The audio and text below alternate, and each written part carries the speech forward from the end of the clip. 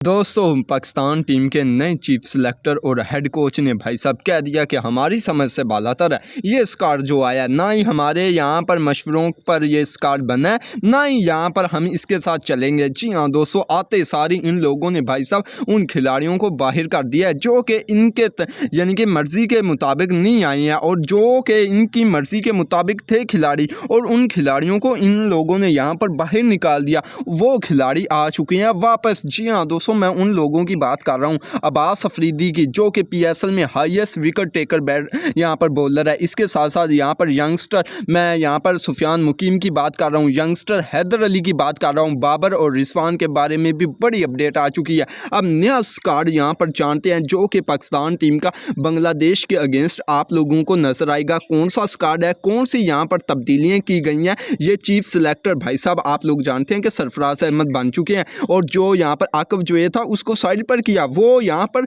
Chief selector है भी नहीं लेकिन फिर भी अपनी पर्चियाँ चला रहा था। यानी कि हारिस रऊफ यहाँ पर आप लोग जानते हैं इस जैसे खिलाड़ियों को शामिल कर रहा था जिनके इस वक्त परफॉर्मेंस ज़ीरो है। अब यहाँ पर कौन सी तब्दीली हुई है पाकिस्तान टीम में, और भाई साहब यहाँ पर पाकिस्तान टीम ने जो पहला T20 मुकाबला खेलना है किस डेट को किस टाइम पर स्टार्ट होगा वो भी जानते हैं, यानी कि शेड्यूल भी जानते हैं। लेकिन उससे पहले भाईजान जानते हैं कौन से अब टीम से बाहर हो चुके हैं खिलाड़ी और कौन से अब टीम में आ चुके हैं वो जानते हैं, मुकम्मल तफसीलात जानते हैं। लेकिन उससे कबल यार वीडियो को कर दीजिए लाइक, चैनल पर अगर आप फर्स्ट टाइम है तो चैनल को यार ज़रूर सब्सक्राइब करना है ताकि इस तरह की मजीद अपडेट्स आप लोगों तक बआसानी से आ सके। फास्ट क्रिकेट की अपडेट्स आप जानते हैं। यहाँ पर पाकिस्तान टीम का नया स्क्वाड बांग्लादेश के अगेंस्ट 3 T20 मैचों की सीरीज़ के लिए। पहले नंबर की बात की जाए तो यहाँ पर कप्तान जो था ना सलमान अली आगा, उसको बरकरार रखा है क्योंकि हमारे पास चॉइस नहीं है। अब देखें कि मोहम्मद रिजवान को इस मैच में इस सीरीज़ में यहाँ पर ड्रॉप कर दिया, उसको रेस्ट दे दिया और ये वाज़े तौर पर कह दिया है माइक होसन ने, यहाँ पर नए चीफ सिलेक्टर और हेड कोच ने, यहाँ पर आप कह सकते हैं कि इसने कह दिया कि एशिया कप और T20 वर्ल्ड कप में बाबर आजम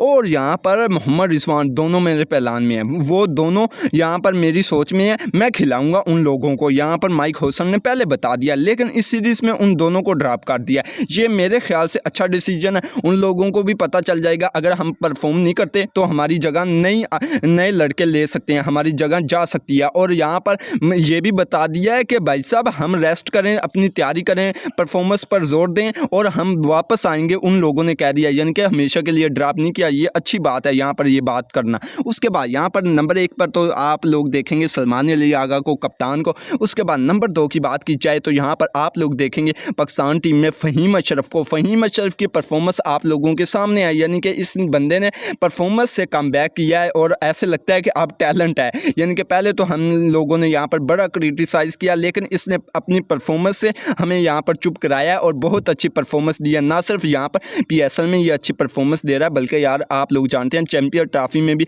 1-2 इसने इनिंग्स अच्छी खेली थी। इसके अलावा जो इसने न्यूजीलैंड के अगेंस्ट एक मैच खेला था वहाँ पर 82 रन हैं और हाईएस्ट रन हैं, जहाँ पर आपके बड़े बड़े बैट्समैन, यानी कि मैं ओडीआई सीरीज़ की बात कर रहा हूँ, उस मैच में यहाँ पर ढेर हो गए थे सब बैट्समैन। और इस बंदे ने और नसीम शाह ने अच्छी पारियाँ खेली थी, नसीम शाह ने 50 लगाई थी जिस मैच में, उसकी बात कर रहा हूँ। उसके बाद अगले नंबर की बात की जाए तो यहाँ पर भाई साहब हसन अली हैं। हसन अली भी यहाँ पर स्क्वाड में मौजूद हैं और वैसे हसन अली का कमबैक बनता है यार। हसन अली इतनी अच्छी परफॉर्मेंस दे रहा है, इतनी अच्छी पेस निकाल रहा है, इतनी अच्छी बॉलिंग कर रहा है, अगर अब नहीं हम इसको डालेंगे तो कब डालेंगे। इसी तरह के खिलाड़ियों की ज़रूरत है ताकि इन लोगों को भी पता चल सके जो कि आप बाहर हुए हैं, जैसे कि शाहीन वगैरह, कि अगर हम परफॉर्म नहीं करेंगे तो हम बाहर चले जाएंगे, अगर परफॉर्म करेंगे तो पाकिस्तान टीम में आ जाएंगे। ये सबसे अच्छी बात है। अब यहाँ पर हसन अली है। उसके बाद अगले नंबर की बात की जाए तो यहाँ पर आप लोग देखेंगे हसन नवाज़ को। जी हाँ दोस्तों, वैसे हसन नवाज़ ने वाकई बहुत ज़्यादा इंप्रेस किया जिस तरीके से, और बताया है कि आपकी कमज़ोरी मिडल आर्डर है और मैं मिडल आर्डर भी खेल लेता हूँ। जिस तरीके से ये खेलता रहा है पीएसएल में, यानी कि कोयटा की जानिब से नंबर 4 पर आकर बैटिंग करता है और लास्ट में मैच जितवा कर ही जाता है। वैसे मैच जितवाए बगैर यहाँ पर ग्राउंड पिच छोड़ कर नहीं जाता, ग्राउंड से बाहर नहीं जाता, ये अच्छी बात है। उसके बाद अगले नंबर की बात की जाए तो यहाँ पर बड़ी अपडेट आ चुकी है हैदर अली के बारे में। हैदर अली के बारे में यहाँ सरफराज अहमद ने कहा है कि भाईजान हमें याद है, हमें अच्छे तरीके से याद है कि किस खिलाड़ी को खिलाना है और किसको नहीं खिलाना। इस वक्त आप देखें कि हम कई खिलाड़ियों को शामिल कर रहे हैं और इनकी जगह यार हम अक्सर खिलाड़ियों को बाहर भी तो बिठाएंगे, अब हैदर अली की जगह किसको निकालें, यानी कि यही बात है। और यहाँ पर यह भी बताया कि हैदर अली के फैंस मायूस ना हो, हमें पता है कि हैदर अली को को हमने डालना है। और यहाँ पर ये अच्छी खबर आ चुकी है कि हैदर अली को अगले मैचों में अगली सीरीज़ में शामिल किया जाएगा। ये अच्छी खबर है, वरना यहाँ पर शादाब खान के होते हुए ये हो नहीं सकता था, क्योंकि आप लोग जानते हैं इस बंदे ने तो इस्लामाबाद में ही नहीं, आप लोग जानते हैं कि खेलने दिया। 1-2 मैचों में खिलाता है, यानी कि अक्सर मैचों में तो खिलाया नहीं, जब खिलाया तो नंबर 5 नंबर पर खिलाता था, वहाँ पर भी आकर वो बेचारा छक्के लगा जाता था।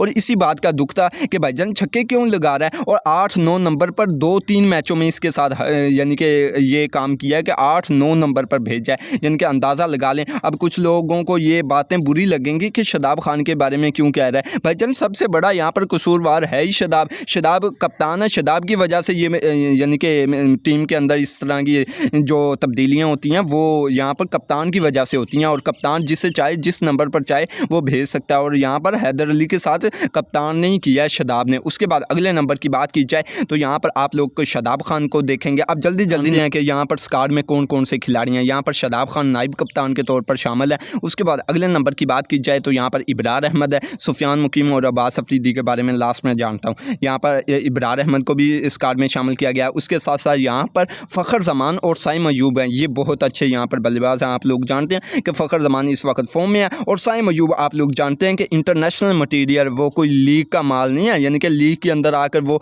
अपने आप को साबित नहीं किया उस बंदे ने, उसने इंटरनेशनल मैचों में साबित किया, वो यहाँ पर है। उसके बाद अगले नंबर की बात की जाए तो यहाँ पर हुसैन तल्लत को देखेंगे, 6-200, जो कि पेशावर ज़ल्मी की टीम के ऑलराउंडर है। उसके बाद अगले नंबर की बात की जाए तो यहाँ पर wicket keeper batsman Mohammad Haris हैं, विकेट कीपर बैट्समैन। उसके बाद दूसरा जो विकेट कीपर बैट्समैन शामिल किया है वो साहबजादा फरहान है। साहबजादा फरहान यार विकेट कीपर तो उनके तौर पर यानी कि ये थोड़ा सा गड़बड़ वाली चीज़ है, लेकिन यहाँ पर एज ए बैट्समैन बहुत अच्छा, आप लोग जानते हैं कि यहाँ पर PSL में हाईएस्ट यानी कि रन्स बनाने वाला यहाँ पर लड़का है, और सबसे अच्छे रन्स, सबसे अच्छे स्ट्राइक रेट्स इस बंदे ने बनाए हैं। और पाकिस्तान को इसी तरह के यानी कि खिलाड़ियों की ज़रूरत है। उसके बाद अगले नंबर की बात की जाए तो यहाँ पर Mohammad Wasim junior fast bowler को देखेंगे। फिर यहाँ पर आप लोग देखेंगे खुशदिल शाह को। ये अच्छी बात है कि खुशदिल शाह को शामिल कर लिया, वरना मुझे लगता नहीं था कि भाईजान यहाँ पर खुशदिल शाह को शामिल किया जाएगा, लेकिन भाईजान उसने अपना लोहा मनवाया है और अपनी परफॉर्मेंस से बताया कि मुझे शामिल करो,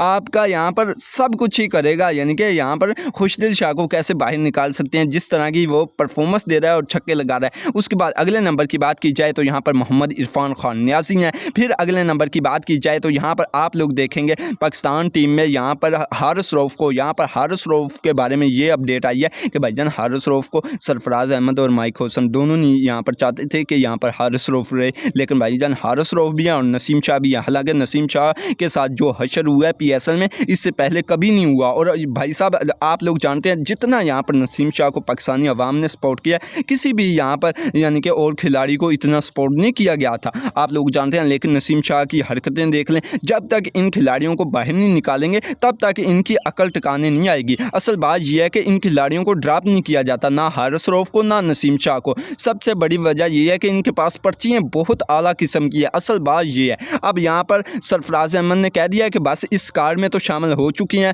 वो हमें नहीं पता कि किस वजह से हुए हैं, किन लोगों ने किया है। ये सरफराज अहमद ने कह दिया कि भाईजान हमने नहीं इन लोगों को यहाँ पर शामिल किया, हमने जो किया था वो बता दिए।